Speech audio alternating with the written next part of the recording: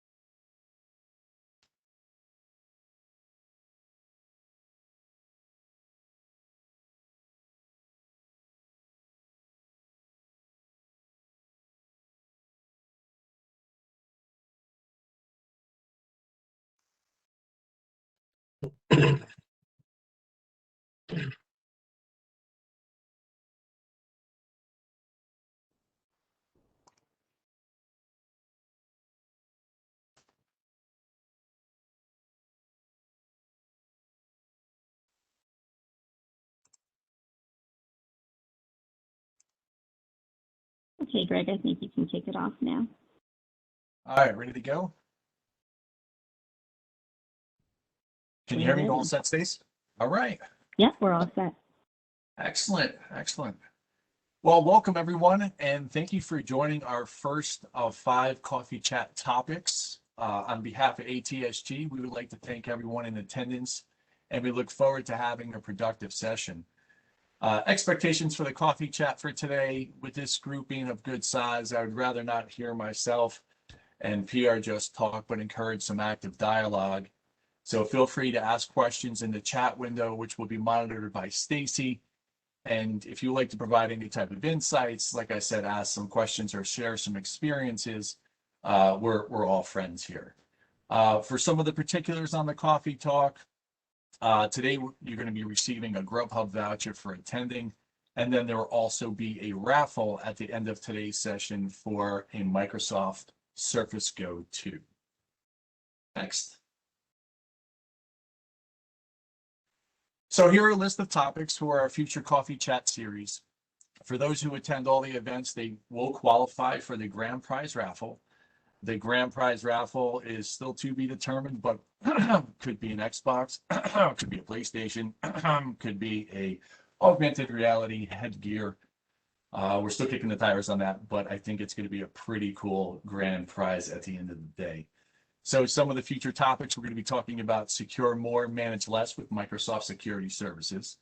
We're going to be empowering workforce monitoring, collaboration, and automation through the Microsoft Collaboration and Power Platform.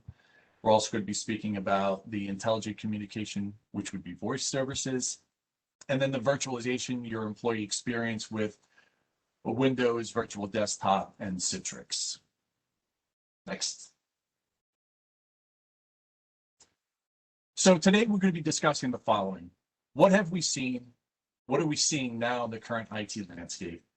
We're going to review what technologies that are currently available to help minimize the lift from IT and how to improve those capabilities.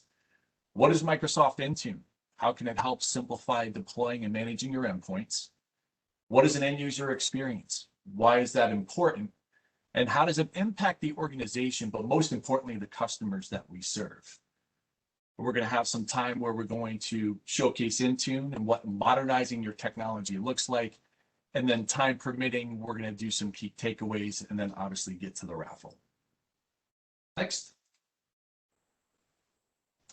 By way of introduction, my name is Greg Carline, Senior Account Executive with ATSG. Have been with ATSG for just about 8 months now.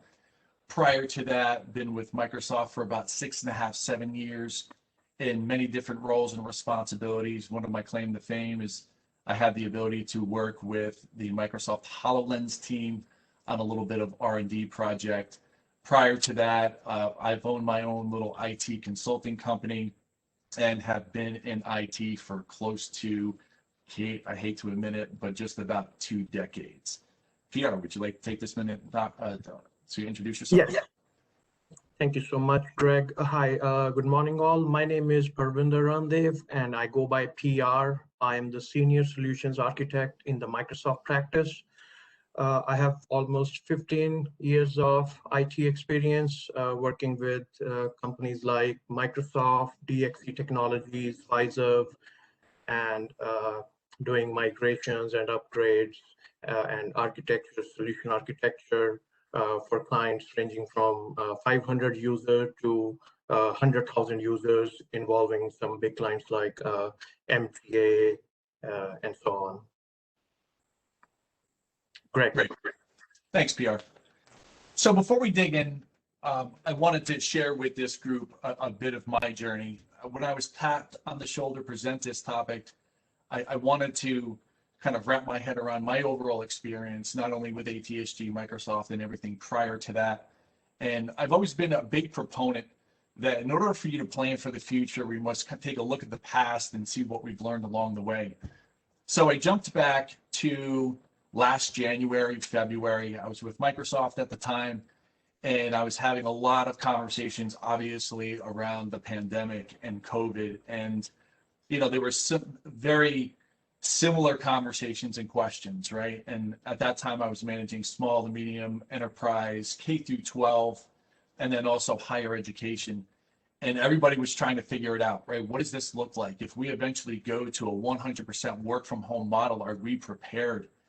And through those conversations, obviously the pandemic significantly accelerated during that March timeframe where everybody was scrambling around for devices. And I had countless conversations with IT at 1, 2 o'clock in the morning and say, like, how are we going to get this lifted and get these folks at home productive? Most importantly, how are we going to keep the lights on for the organization? How are we going to, you know, ultimately serve our customers to help kind of get through this phase? And I think, and I'll be the first one to raise my hand, I really felt that this was only going to last 3, 4, maybe 5 months. Well, fast forward to where we are today, you know, a year plus into this work from home type of model, and I'm still having active conversations with many different types of companies where they're still not prepared, but are now have accelerated what that roadmap strategy looks like to move into cloud. So I thought it was just beneficial to kind of share that journey. And I'm really hoping by the end of today's session, you're going to have some really good key takeaways and hopefully that we could further that conversation to help you out in that regard. When I was tasked this, I wanted to pull out some data points which I really thought were important. You know, the first one I think was pretty obvious. You know, obviously with the significant increase of people working from home, one would imagine that the cyber attacks would increase during this time. The cyber criminals don't sleep. They're always looking for ways to get into your network. This was most apparent, especially from working from home, was far into some, and they didn't necessarily have the correct safeguards in place as they were in the office. 600%, I really thought that was a big eye opener for me. For the point number 2, CISOs have always been or have expressed concern over the complexity and challenges defending mobile devices. Today, we're going to showcase a few steps that will ease the minds of the CISO, but also showcase the more efficient way of how that can be handled. But most importantly, provide reassurances to the end user of how it's relating to protecting their own personal data. I know that a lot of companies today really struggle with that fact. They want their employees to be productive, and there's a very fine line that they put in the sand about managing the corporate applications, but also not touching that customer's or that employee's personal data. And PR is going to go in and kind of show you how we actually put that line in the sand where everybody feels good at the end of the day. And then the third point, with the work from home in place, most of our leaders continue to embrace working from home and will continue in some cases till the beginning of the new year. That fact alone should enforce why it's critically important to ensure that the organization's network is in order. And today we're actually going to show you how that's possible. Next slide. So I'm going to transition the mic over to PR. PR, can you help the folks and kind of explain what the traditional way of how devices are imaged and managed? Sure, thanks, Greg. Yes, so traditionally we have been leveraging tools like System Center Configuration Managers, Windows ADK to create our reference image, right? So we have different type of images, whether you leverage a thick image, thin image, or a hybrid image, right? A thick image with all your apps, updates, everything on that image, and then you deploy that to your corporate machines, right? So that has been the traditional way. So that requires the machine to be in the corporate network. Your SCCM environment is on your corporate LAN. The machine needs to be on your corporate LAN, and that's how we have been deploying those images, those apps, those updates, right? Everything in a corporate LAN. And as Greg mentioned, because of COVID, everybody working from home, right? Unless there is a strong VPN connection, the users are not going to get the appropriate authentication. They are not going to get you cannot push out images over the internet, right? And you cannot push out applications or updates unless you have a VPN connection or you implement more complicated configuration manager solution, either cloud management gateway or deploying management and a distribution point in internet-based management, IBCM, which requires certificates and and involves a lot of complexity. And all that translates into more money and expensive solution. Next slide, please. Thanks, PR. And I think as we all have active conversations, I mean, it's all about what? It's really about saving time, and it's reducing that complexity, right? So we're going to get to our first point of the recap, where I would like to just take a pause. Obviously, we have the chat window open, and want to open it up for questions. Does anybody within the group have any questions, any insights that they would like to share? Maybe even maybe their own personal journey on where they currently are. So I'll just take a real quick minute and see if anybody has questions from the group.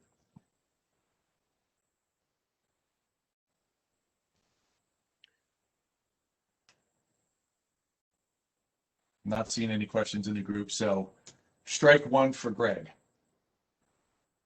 So PR, it looks like it's going to be me and you. So let's talk about some of the disadvantages that that come with not managing your endpoint. Obviously, there's going to be risk associated with that. Obviously, where the market's headed, it's going to be towards the cloud. And then obviously, what is the impact does it have on those remote workers? So if you can share some of your experiences, the conversations that you've had, I would truly appreciate it. Yes, so every second conversation I have with our client involves the pain point that we are having. How do we manage these remote machines, right? How do we deploy patches to these remote machines which have no connection to our corporate network, right? So So that's one of the biggest pain points. So if you are unable to patch those systems, and we have seen in the recent past that how many attacks have been, there have been on some of these clients, right? And even some of our clients have been attacked. So that's one of the biggest disadvantage of not managing your endpoints, right? So we are opening the holes for the bad intruders to get in and take over the entire network. So all they need to do is create a malware or a virus, inject that into into one of these machines, and then they have complete control over over your corporate environment. Excellent. And what does that look like from a policy perspective? I know that you and I have had some conversations recently about when these endpoints are not protected, right? What does that do from a policy perspective? So can you be like a little bit more specific in terms of like the policy? Which policy are you referring to? Right. So when we were talking about, I guess this was a few days ago, about when these endpoints are not properly managed. Okay, gotcha. Sorry. So in terms of policies, right? Again, going back to the traditional way of creating corporate policies and deploying those policies, the tool was group policy. So with group policies, we create our policies, password policies, login attempts, right? All those to have the complete control over that over those machines, right? So now with group policy will only take place if you are connected to the corporate network. So unless so with these remote machines that are not connected to the corporate network, they're not going to get those policies. So if you have Windows updates configured through the policies or using SCCM client, right? So anything that requires those machines to come back to the corporate network, right? That they're not going to get that. So hence there is a need to have a solution that gives you those capabilities without having any, without having those machines to connect to the corporate network.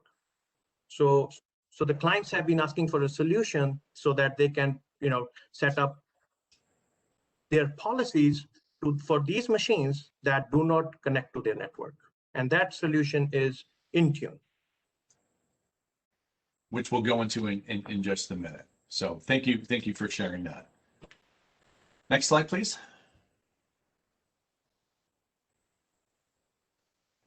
So I'm going to just take a minute, and then I'm just going to hand the mic back over to PR.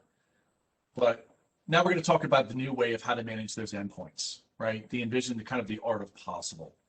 And what we're going to do is we're going to be speaking about the framework, basically step by step of how that really, what that really looks like. But what I'd like to do, and I shared with you my experience, over 2 decades within being in IT, and I've done the imaging process the old traditional way, multiple dongles, and it's a pretty big lift. But I want, from a very simplistic standpoint, I just want everyone to envision this, right? When it's time to retire a fleet, when it's time to refresh your devices, anybody in IT knows that's a pretty significant lift, especially based on the size of the organization that you have. Well, the way that this technology and the way it's connected to cloud today, the modernized version of this looks exactly like this, is that you work with your OEM and you purchase a device. That device is configured for the cloud, right? It is then configured from the IT side of the house, single pane of glass, the 365 admin console, and now they communicate via the cloud. You work with your OEM provider to ship those devices, because we're still working from home. You ship those devices directly to those employees. They open up their brand new shiny device, maybe a really nice welcome letter, and some very simple steps of how to move forward, which basically is their username and their password. It authenticates through Wi-Fi to the company network, and magic happens. The profile actually comes down to the person's device. Based on the size of the package, it could take anywhere for a couple minutes for that profile to eventually sync, but it only happens once. And they're up and ready to rock and roll. You know, thinking about what I did 10, 15 years ago and thinking about how many steps I had to go through as far as images, was the image good, then packaging it up and then shipping it to wherever it needed to go was just painstaking once I found understood this technology that's currently out there. So I want to take a pause. That was kind of my perspective of how I viewed the old traditional way to where how folks are now modernizing in the cloud. PR, are there any thoughts that you'd like to share? Yes. So when it comes to managing devices from the cloud, the solution that we have is Autopilot.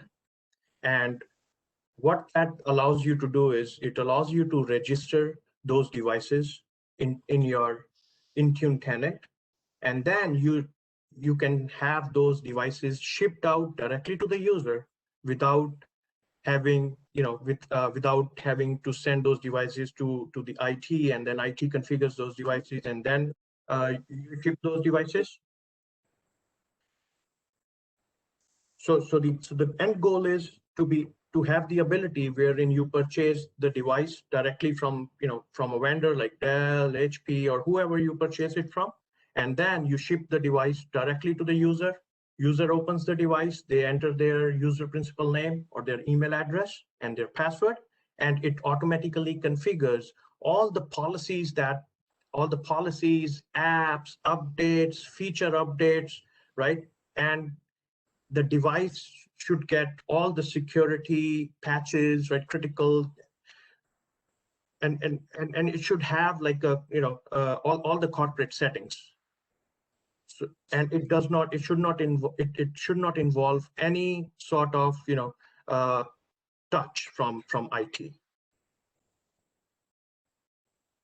made that sound so much better than how I explained it. So thank you. Next slide, please.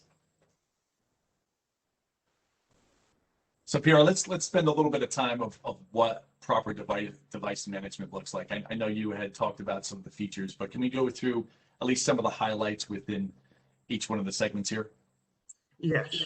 So the enrollment status page shows, so when the user turns on the machine, it will show them the progress of the policies, certificates, any apps, Office. So what all you have configured in your Intune tenant as a part of Autopilot process. So those all, you can see the progress, the user can see the progress, and then there are ways to troubleshoot for you in the back end, look at the logs and stuff. It's all there, but we won't go into the weeds of those. I'm going to show a high level how all these enrollment status page and registering device enrollment and Autopilot and policies, conditional access, configuration profiles, how all those look like, and how an end product like a test machine that I have, how that looks like once it finishes that Autopilot process. And it has reporting and monitoring capabilities, device configuration, delivery optimization, the Autopilot itself. So I'm going to showcase all these features in my demo. Perfect. Thanks, PR. Next slide. And now we're at the second recap. And it looks like we do have a couple questions. Mm-hmm.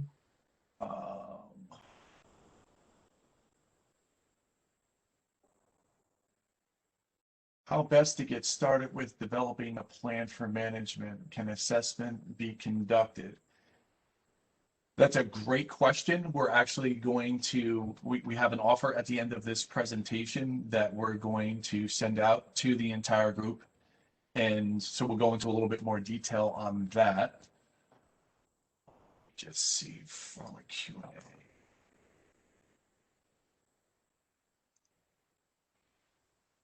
With all the devices that users have and working on your home ISP, there are big issues, and I can see many different companies offering end security.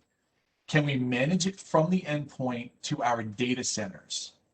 And how do we protect that information? That's definitely a PR question. Yeah. Mm-hmm.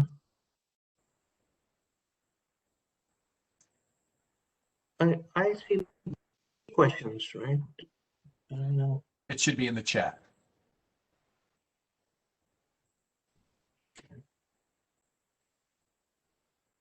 Oh, yeah.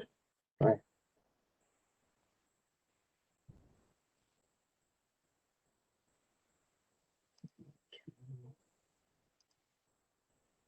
If you're having a hard time navigating, I mean, I can reread it if you like. What I see this question: what are the current limitations on Intune ability to push policies for third-party apps? Well, there are some basic policies for Google Chrome and Firefox, but those, these are not as comprehensive as the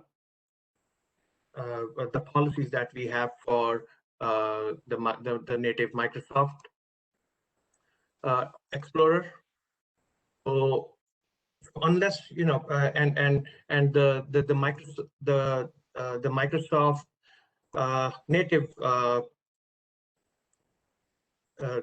Edge, right? It is also based on the same engine as Google Chrome. So any application that requires Chrome works well with Edge. So, my counter question would be, why not use Edge or instead of Chrome, which gives you better ability. And I'm going to demo how we have integrated, Edge in our environment to demo some, basic security scenarios. So yeah, unless you see that Edge cannot work with the application that you use Chrome for, my recommendation would be to move, to start planning implementing Edge compared to Chrome, which gives you more, more management. Thanks, PR. And we actually do have a couple questions. And folks, if we don't get to them all, we will be sending out a recap for everybody in attendance today. But one good question that I have for you, PR, it says, what if the users have their devices already?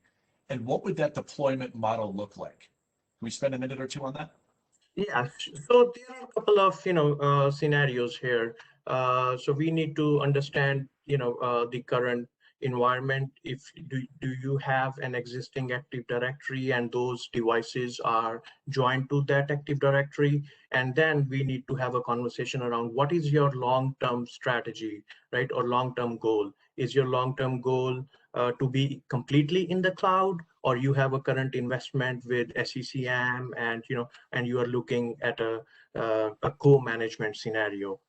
So or how are those devices managed currently? If you have a configuration manager, then then co-management is the way to go, where we register those devices into Azure AD, and then we move some of the workloads, be it Windows updates or app deployment or conditional access or configuration profiles, right, to Intune, and those workloads for those devices are managed by Intune then, and rest is managed by configuration manager. But if your long-term strategy is to go fully to the cloud, then we are looking at having those devices Azure AD joined.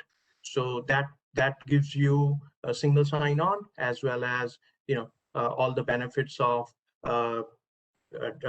mobile device management by Intune, wherein we implement autopilot, we implement configuration profiles, conditional access, right, single sign-on, MFA, all those features of Azure AD, and and so there are different scenarios based on what is your current state, what is your desired state, and what is your long-term goal. Thanks, PR. And just in the essence of time, because we are going to speed this up just a touch, because I do want to focus a good amount of time on the demo. So for anybody who does have questions similar to that, there's going to be an offer at the end of this presentation about an assessment and potentially spinning up a proof of concept.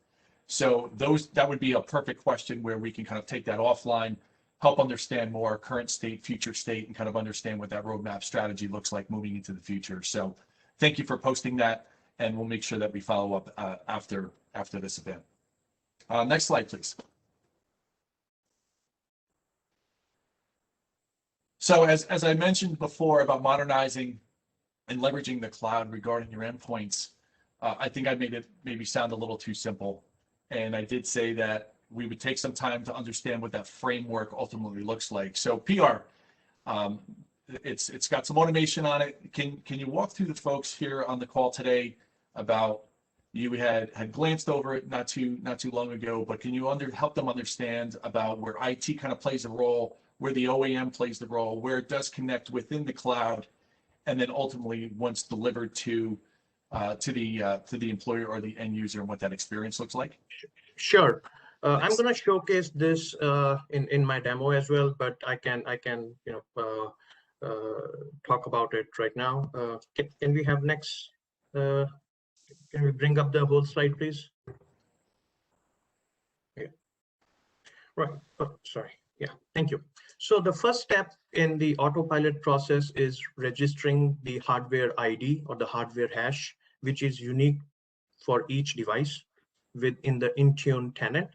So once that hardware ID is registered in the Intune, the autopilot process knows that whenever this machine gets restarted, not restarted, but basically, if this device gets reset, or it's it's booting up for the first time, it knows that I have to contact this tenant, and based on the licensing of that user, when the user enters their username and password, it will authenticate against Azure AD or your domain if you are in a Azure AD environment, or if you are in a hybrid Azure AD environment wherein the device joins both to domain as well as Azure AD. And then the configuration profiles that you have set up, those configuration profiles, it will sync with the tenant and get applied to this new machine.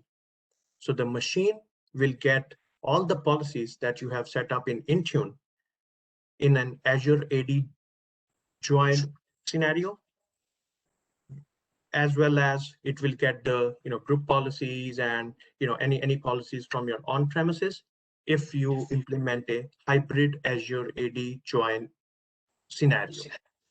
But the hybrid Azure AD join scenario will require a VPN solution that gets connected during the logon screen. So and PR, I'm sure you'll go through some of the underpinnings when you do go through your demo. Yeah. Right. Yes. I will showcase that how an Azure AD join machine looks like, how the single sign-on, how the MFA self-service password reset, and how the autopilot, and how everything is being set up in a Azure AD join, and as well as the BitLocker. Traditionally we have been using MBAM, or recently there was the SCCM integrated MBAM solution, wherein you store the BitLocker keys in the SQL database and retrieve the keys that way, right, and encrypt your machines using SCCM or MBAM solution. With Azure AD and autopilot, everything gets the machine will get encrypted. The keys will get stored in Azure AD. Users can retrieve the keys themselves, or the IT can retrieve the keys for the user based on what kind of access you give to the user. Is it more self-service management for the user, or is it more IT controlled management in your scenario? And I think if we can go actually to the next slide, because you're actually starting to touch upon what is actually gained by modernizing into the cloud. So yes. So at a high level, what you get is you get conditional access. So you can set up your conditions that only the machines or the users that meet specific conditions, right? For example, the machine should have antivirus, It should have, Windows updates. It should be at a certain level of, Windows OS 1909, 2004, whatever is your corporate policy. Only then it is allowed to, access any resources like OneDrive for business or SharePoint or any corporate resource. This is a big control, right? It eliminates machines that don't meet your requirements. They don't touch your network ever, or the corporate resources ever. Zero touch provisioning, again, once we set up configuration profiles and all the settings in Intune portal, all user needs to do is enter their username and password. Everything gets configured for them. All the policies, profiles, apps, right? Everything gets configured for them automatically without any user or IT touch.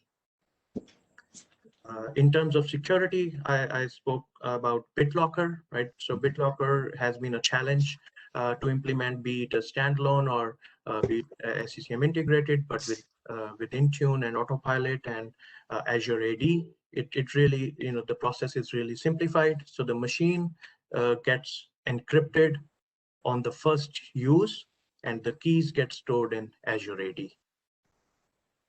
Desktop analytics gives you the ability wherein you have a configuration manager environment, and you'd set up desktop analytics. It gives you insights into what apps you have in your environment, and and when it comes to upgrading to the newest release of Windows, it tells you what all apps are compatible with the next version of Windows, and what apps might cause issues, any add-ins that you have for Office, what will work, what will not work. So all that, what used to be a pretty hefty or a pretty big lift before doing any Windows upgrade, you get all that information. You constantly get all that information, and you can plan your Windows 10, the next upgrade pretty seamlessly. Mm-hmm. Unified management, I'm going to demo that. The Microsoft 365 Admin Center gives you a single console wherein you can view all the different, you can view endpoint management, security, compliance from all single console. Right, and then there is a full stack integration with Graph API, PowerShell to create a lot of automation, as well as a lot of reporting. Perfect. Thanks, PR. Next slide, please. So I shared with you earlier about the end user experience. This is really important, folks. Within the last year, end user experience has been top of mind for most, if not all, C-suite folks. They were concerned about the effects of an unhappy employee, which ultimately impacts their customers. So the biggest question is, how do they want to improve that experience? I think these folks have recognized that they needed to act and provide an office type of experience, but at home. So what have they done? In my conversations, they've issued standing desks, cameras, headphones, in some cases, new chairs. This was all done to try to make the employee still feel connected to the organization, feeling valued, therefore positively impacting the customers that they serve. Some of these statistics, 121% feel more valued from their company, right? A 75% increase in Net Promoter Score. I mean, listen, these are all challenging times, folks. And I really think by the executive folks that are taking a look at it and really kind of focusing on the end user, because it's all about productivity. That productivity relates to keeping the lights on, therefore servicing your customers. And I just thought I'm not going to go through every single one of them, but some of these data points really kind of jumped off as I was doing some research on this, and just how important that overall end user employee experience is just truly unbelievable. Next slide.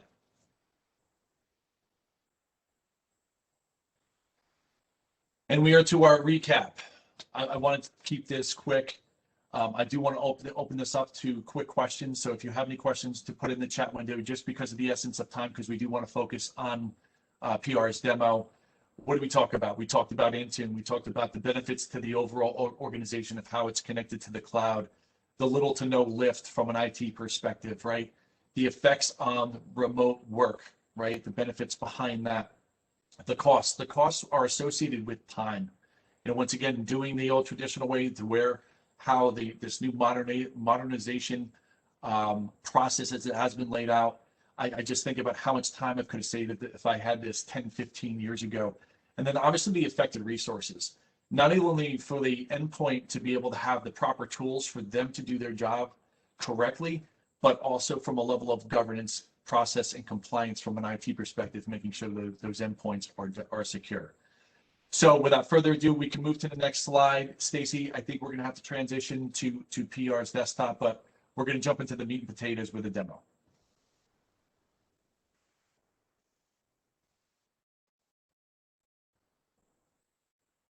Hey, Parvinder, you can start sharing your screen now.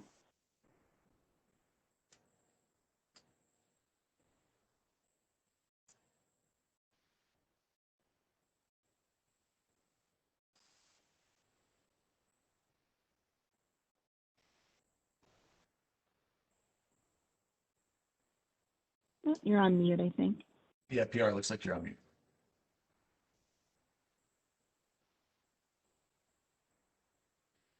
Sorry. Yeah. Yeah. So this is the unified management experience that that we have in the Microsoft 365 Admin Center.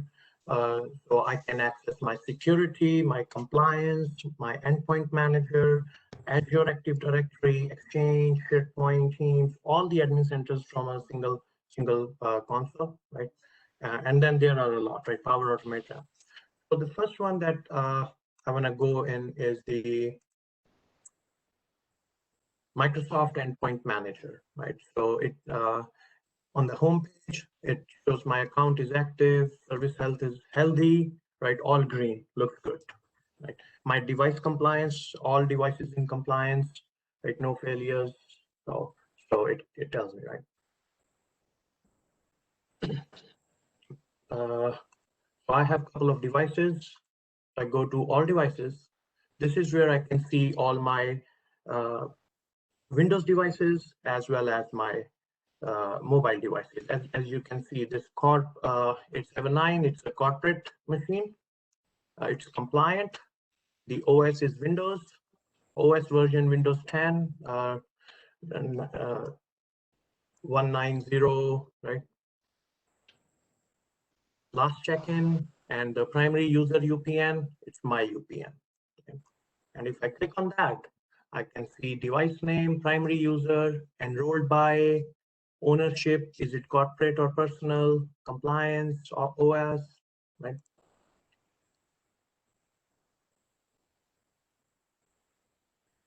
On hardware, it tells me, specifics, right?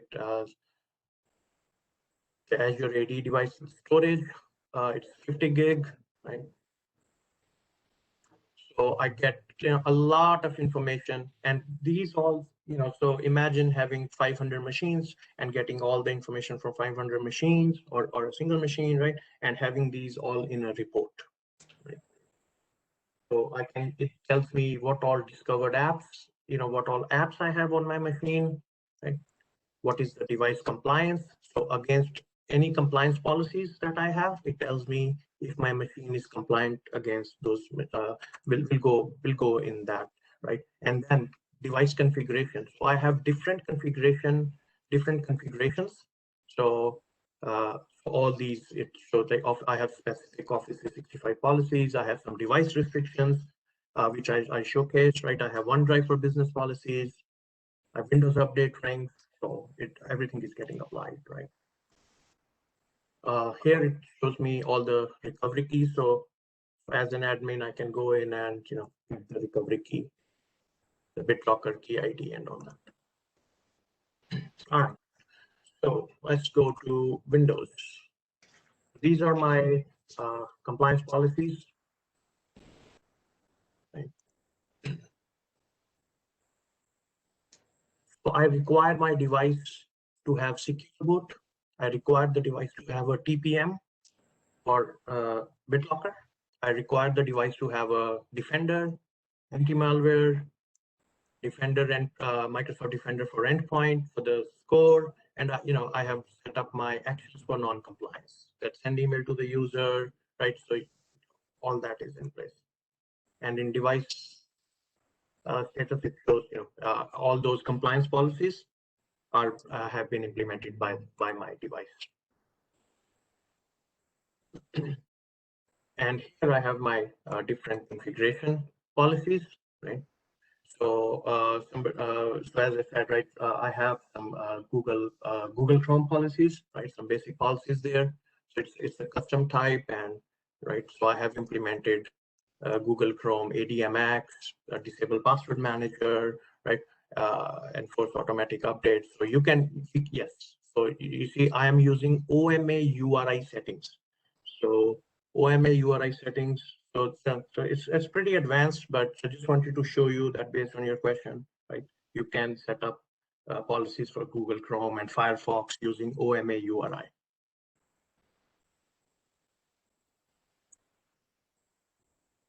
All right, so based on all these, right, these compliance policies and configuration profiles, and then let's take a look at autopilot, right? So in terms of Windows, enrollment, right, I have set up automatic enrollment. So all users can enroll their devices, and this is for mobile application management, MAM. So I have set it up to none for in my lab for now.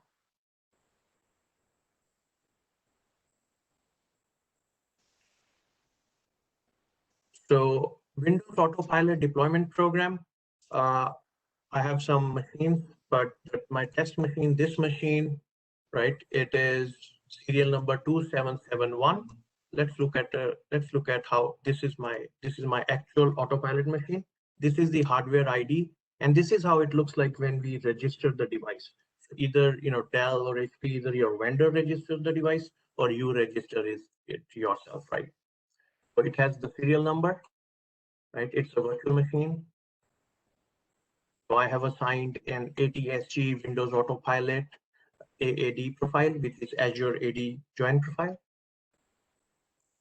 And once this is done, now this device, when it boots or if I reset this device, it's going to go in the autopilot process. But in the essence of time, that takes some time. So I have already finished that process today, and I'm going to show you. So this is the enrollment status page, right?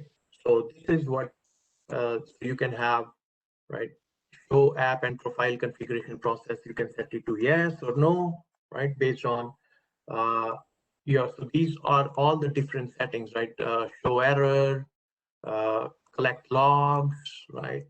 Out of box experience, block devices until all apps and profiles are installed. So these are the different settings that you have in the enrollment status page that you can set up, or when you work with us, we mutually set it up based on the requirements.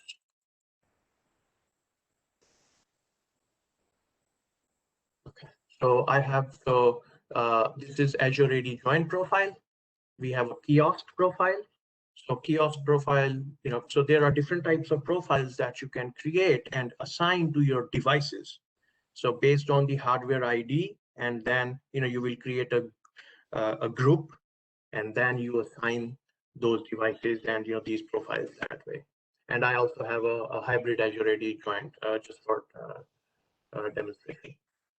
So this is our main profile. Let's look at overview, right? It's the user driven, and it joins as Azure AD, assigned to one group. I have all 17 devices. These are the settings for my Azure AD join. Deployment mode is user driven.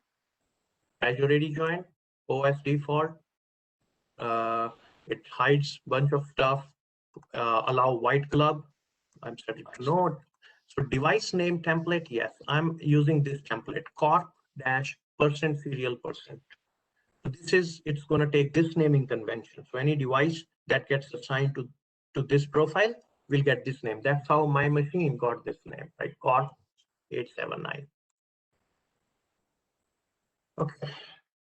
So based on this, right, what it looks like in terms of, so this is the actual device, right? This is the device when it first boots up. Now let's look at, right, what all it did. As you can see here, my device is encrypted. You see this lock button? It's BitLocker encrypted, right?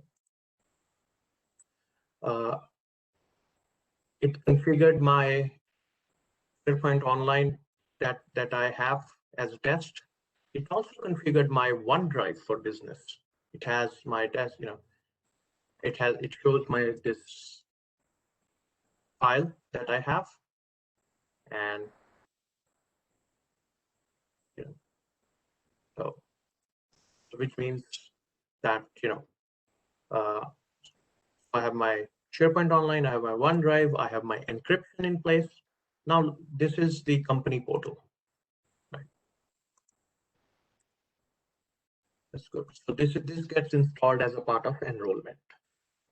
So as you can see, it has, I have made some apps available: Power BI, Windows Terminal, Power Apps, OBS Studio, and all that, right? So these are all the apps that a user can go in and install themselves, right? And it shows here devices. So since this device meets all my conditions, it can access my company resources. Right? So if this device were not to meet my conditions, it will say cannot access. It won't be able to access OneDrive, nothing.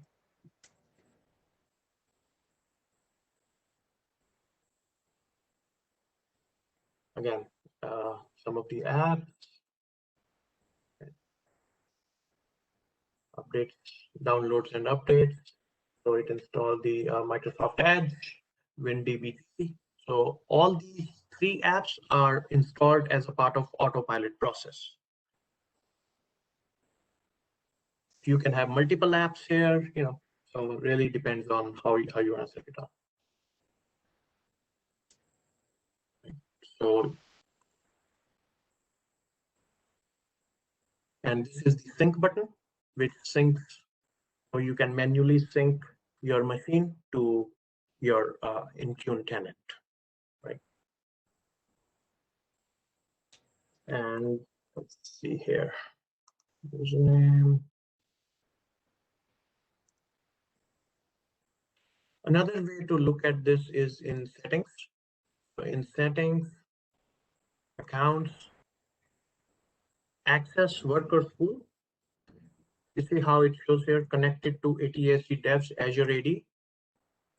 And this button info, it means that it is both Azure AD joined as well as it is MDM enrolled.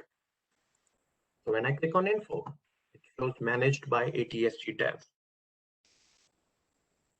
Areas managed by ATSG Dev, it shows me all the different policies like application management, experience, Windows Defender, Security Center, Internet Explorer, authentication, applications. So company portal succeeded, whiteboard, to do, WinDB, right? Connection info, again, a sync button here. And then for troubleshooting, it gives me advanced diagnostic report. I can go to create report, and it says your management log files will be exported here. See users, public documents, MDM diagnostic. Let's export. Let's take a look at MDM diagnostic. We go to see users, public documents, MDM diagnostics, MDM diag report. So this is the diagnostic report. It has device info, Windows 10 Enterprise, RAM, system type, managed by, last sync, the management server address, right? Certificates, enrolled config. So this is how we troubleshoot if application does not get installed, updates don't get installed. So anytime there is an issue, we look at MDM diagnostic report, right? It has all the details what, and then we troubleshoot accordingly, right? Log on, what gets, so yeah. Another thing I want to show is, if you look at the Microsoft Store, it's not a Microsoft Store, it is ATSG Dev Store. And it has only apps that I have made available for the corporate environment, right? It's not the users cannot simply go to Microsoft Store and download whatever they want.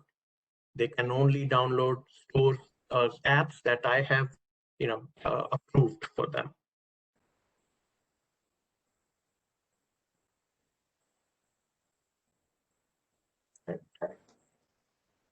And PR, just we're going to have about 2 more minutes left of the demo, and I think what we'll do is at the end, we'll also, obviously talk about the assessment, talk about the proof of concept as we can get you a little bit further down the rabbit hole for each of those individual companies that are interested to learn a little bit more as well. So sure, yeah, I think this is all I wanted to showcase, all the different policies and how the actual machine behaves and look like, right? And something in terms of if something is like a security, right? So if I go to I'm using Microsoft Defender for endpoints. I think that is our next coffee talk, right? And I say that I tried, if I try to download this virus, it says couldn't download, virus detected, right? And immediately in my security alerts, it says, right, automated investigating. So it generates the alert, and it's telling me what happened, exactly what happened. But this is something that we are going to cover in our next next coffee talk. But it's all integrated, right? So we are deploying Defender using Intune as a part of autopilot process. The machine comes out fully secured. Thank you. Appreciate it, PR. Thank you. If you'd be so kind and just disconnect, and then we'll have Stacy reconnect back up to the primary deck, and then we're slowly coming to a close. Okay.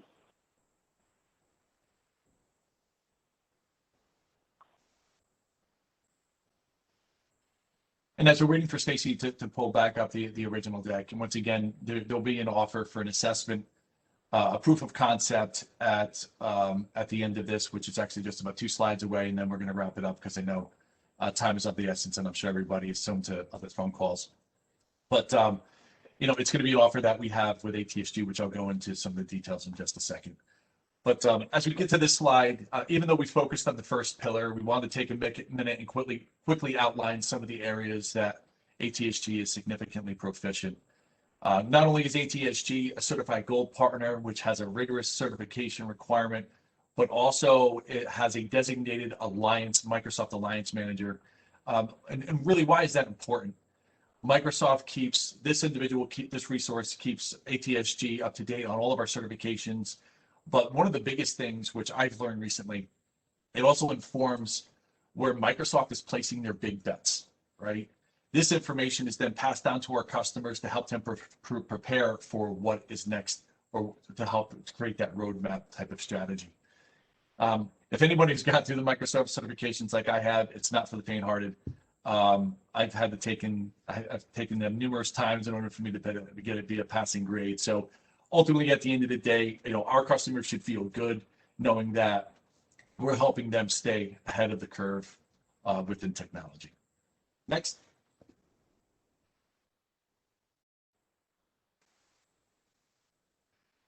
So a call to action. For those who felt they received some good takeaways and would like to venture into learning more, I know there were a couple folks that had posted some questions privately in the chat that would like to go a little bit further deeper in the conversation. We're extending this offer to everybody in attendance today. Anybody who is interested in a free endpoint management assessment or potential proof of concept by one of ATSG's technical engineers, we kindly ask you that you do reach out to your assigned account manager. If you do not know who your assigned account manager is, please reach out to the msft@atsg.net to schedule a meeting today. Next. So that's a wrap, folks. I know we're pretty much at time. Really hope that this session was valuable, provided a different way to properly manage your endpoints while saving some significant amount of time, therefore allowing IT to focus more on critical related projects. So on behalf of ATSG, we would like to thank everyone for attending. We hope you attend the next Coffee Chat series, which we're going to be speaking about modernization, collaboration, and automation. So without further ado, I am going to hand it back to Stacy, where we are going to have today's raffle. Okay, great. And Naya is going to be drawing the names. So while Naya is just getting her screen set up, I just want to let everybody know if you did submit a question into the Q&A box, we will be following up with a written response just in case there were any parts of your question we didn't get to during the presentation. All right, let's see. And the winner is Eddie Sai. Yay. Congratulations. Awesome, Eddie. Thanks for attending. And Eddie, we'll reach out to you right after this event to coordinate delivery of everything. And thanks, everyone, for joining. Thank you, everyone. As far as closing remarks, truly appreciate your time. Once again, be on the lookout for our future coffee series events. I really hope you enjoyed yourself. Hopefully you had some good takeaways to walk away from today's session. Thank you on behalf of PR, Stacy, and all the other ATSG folks for helping putting this together. Couldn't have done it without you, so thank you. So that's our time. Everybody have a great day, great rest of the week, and look forward to connecting with you guys soon. Thank you. Take care, everybody. Thank you.